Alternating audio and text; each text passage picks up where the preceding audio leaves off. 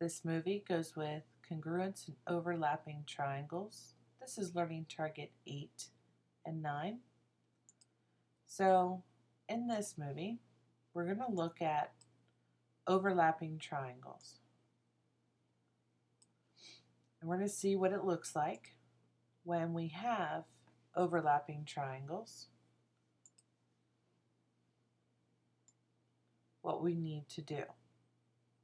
So the first thing we're going to do is we're going to look at identifying common parts. Look at this figure. You can see two triangles that are overlapping. What common angle do the two triangles ACD and ECB share? You can see that they share angle C.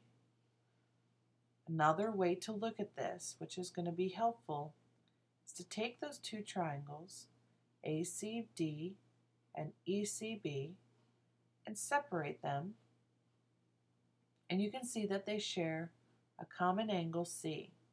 You can also see from the way that it's written that C is shared between the two angles that are listed.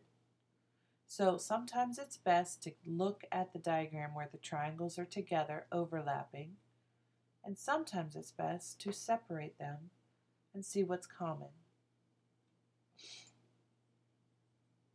We're going to do a few proofs, and even though you're not learning anything new in this section, we're just going to look at how you can separate it and what you need to look at in order to help prove what you need to prove. Let's look at this next example. Follow this with your guided notes. You should be putting these examples in your notes.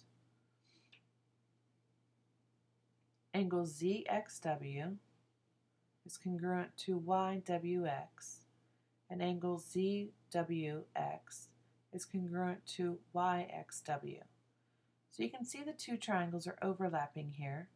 The two blue arcs are congruent and the two red arcs are congruent. So what we can do is separate those two. We get these two triangles. Here's the two red arcs and then the two blue arcs. So I've written down the given. And then I think, what else can I get from these two triangles? What else can I prove to be congruent? You can see WX congruent to WX. So that's by reflexive property. I labeled that in the separate triangles, and then you can start to see what's congruent in the two triangles. It's a lot harder to see when the triangles are put together. So it's best to separate them, redraw them, label what you have, these angles and these angles. See, the reflexive property gives me this, and now we can see what we have between the two triangles. And we have angle, side, angle, congruent to angle, side, angle. So our next step here is to say that the two triangles are congruent by angle, side, angle. Now I know you're looking, what we're trying to prove is not that the two triangles are congruent. We're trying to prove ZW congruent to YX. Now that we have the two triangles congruent, we can quickly say this is true by CPCTC. So anytime you want to prove corresponding parts congruent, always prove the triangles congruent, and then by corresponding parts of congruent triangles being congruent, you can state that the sides will be congruent. So pause this movie, add this to your notes, and then press play when you are finished.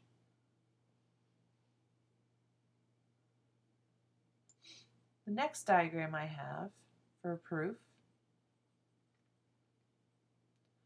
I actually wrote a lot on, so I apologize for that.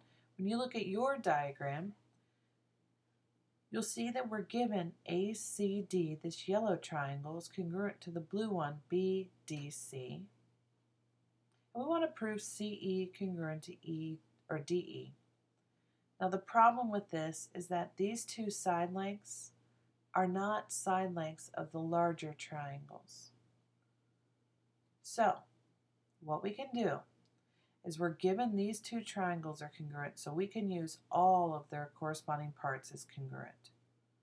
So knowing that, we know that this angle right here, C, is congruent to this angle right here, D, because D is the smaller angle of the yellow triangle, and C is the smaller angle of the blue triangle.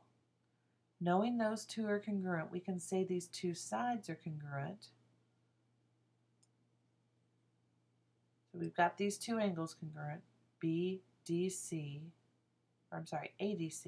which is right here, congruent to BCD right here, because corresponding parts of congruent triangles are congruent, CPCTC.